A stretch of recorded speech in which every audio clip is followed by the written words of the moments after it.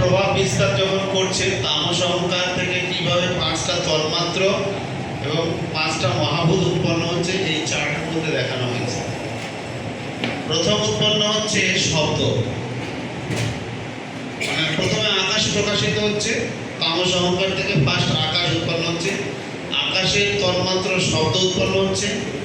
শব্দ শুনতে গেলে শ্রবণেন্দ্রিয় দরকার। সূক্ষ্ম শ্রবণেন্দ্রিয় প্রকাশিত হচ্ছে, যেটা ব্রহ্মা বলেননি, এটা কপিল দেব বলবেন। আমি তো সেই সময় থাকবো না, এই জন্য আগে লিখে দিলাম। এই যে সূক্ষ্ম ইন্দ্রিয়গুলির কথা ব্রহ্মা বলেননি, এগুলো কপিল দেব বলেছে এবং মৈত্র ঋষি বলেছে। ঠিক আছে? এই পুরো সেটআপের উপরে কালের প্রভাব হলে স্পর্শ তন্মাত্র বায়ু উৎপন্ন হচ্ছে, তার মধ্যে শব্দ থেকে যাচ্ছে। সূক্ষ্ম ত্বকেন্দ্রিয় বায়ু অনুভব করার জন্য প্রকাশিত হচ্ছে। পুরো সেটআপটার উপরে আবার কাল প্রভাব যখন বিস্তার করছে, তখন রূপ প্রকাশিত হচ্ছে। রূপ হচ্ছে আগুনের গুণ, আগুন প্রকাশিত হচ্ছে।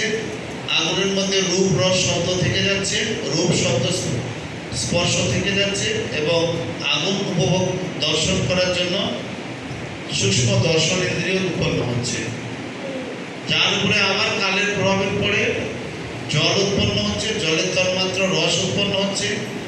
রূপ রস শব্দ স্পর্শ এগুলি জলের মধ্যে থাকছে তন্মাত্রগুলো। জল আস্বাদন করার জন্য সূক্ষ্ম রসনেন্দ্রিয় উৎপন্ন হচ্ছে।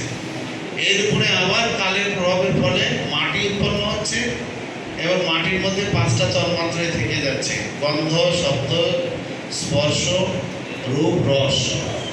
এবং মাটির গন্ধ আস্বাদন করার জন্য সূক্ষ্ম ঘ্রাণেন্দ্রিয় উৎপন্ন হচ্ছে। স্থূলগুলো রাজসিক অহংকার থেকে উৎপন্ন হয়েছে। স্থূল ইন্দ্রিয়গুলো, স্থূল ইন্দ্রিয়ের মধ্যে সূক্ষ্ম ইন্দ্রিয় রয়েছে। চোখের মধ্যে দর্শনেন্দ্রিয় আছে, তার ফলে আমরা চশমা লাগাচ্ছি ওটা অ্যাডজাস্ট করার জন্য। চোখ আমাদের ঠিকই আছে, কিন্তু দর্শনেন্দ্রিয় দুর্বল হয়ে যায় জন্য আমরা চশমা লাগাই। এই সূক্ষ্ম দর্শনেন্দ্রিয়টা দুর্বল হয়। কানের মধ্যে যে কান, এটা স্থূল, কিন্তু এর মধ্যে শ্রবণেন্দ্রিয় আছে সূক্ষ্ম, যার ফলে শব্দটা আমাদের ক্যাচ হয়।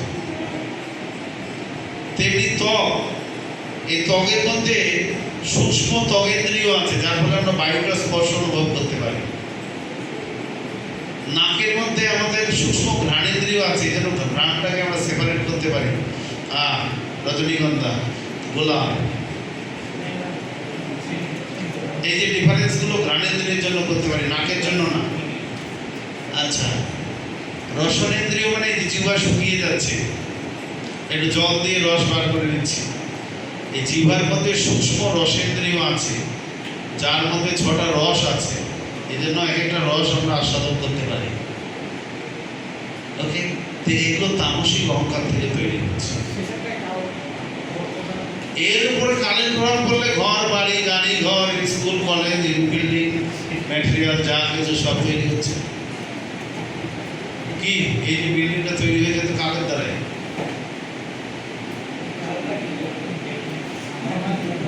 তাহলে জগৎ মেনটেন কিভাবে হচ্ছে? যৎ সংস্থান কালের দ্বারা হচ্ছে। কালের দ্বারা তামসিক অহংকারের ফলে সূক্ষ্ম ইন্দ্রিয় সমূহ, এগুলো সব জ্ঞানেন্দ্রিয়, 5টা মহাভূত এবং 5টা তন্মাত্র উৎপন্ন হচ্ছে।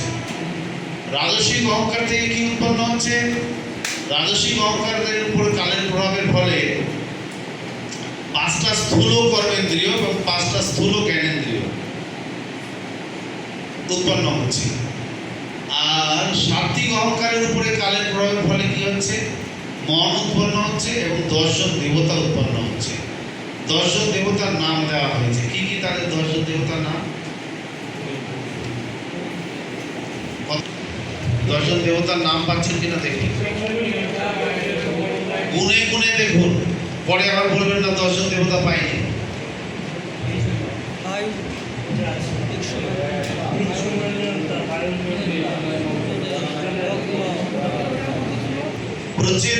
প্রচেতস মানে বরুণ দেব, ওটা পাশে বরুণ দেব লিখে রাখুন। প্রচেতসের কাছে লিখে রাখুন বরুণ দেব। দক্ষ প্রজাপতির পিতা যেটা লেখা আছে ওটা দক্ষ প্রজাপতির পিতা না, বরুণ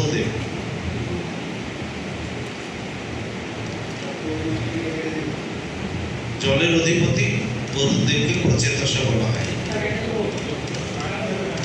ওটা বরুণ দেব লিখে রাখুন ব্রেকেটে। হ্যাঁ, ওটা কেটে বরুণ দেব করে রাখুন।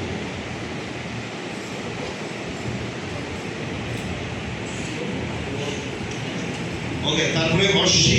অশ্বী মানে অশ্বতী কুমার দয়। বন্যী মানে অগ্নি দেবতা। অগ্নিদেবের কথা অনুবাদে দেওয়া হয়নি, দিয়েছে? ঠিক আছে। ইন্দ্র, ইন্দ্র দেবতা। উপেন্দ্র, স্বর্গের শ্রীবিগ্রহ।